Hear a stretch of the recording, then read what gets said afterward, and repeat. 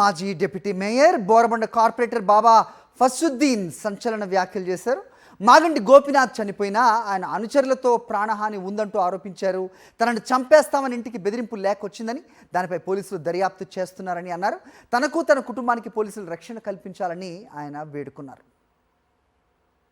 19వ తారీఖు రోజు రాత్రి మా ఇంటికి ఒక ఆకాశరామన్న ఒక అఘాత పేరు ఏమి లేకుండా నా ఇంటిలో లోపల గేట్లో ఒక లెటర్ తీసుకోవడం జరిగింది.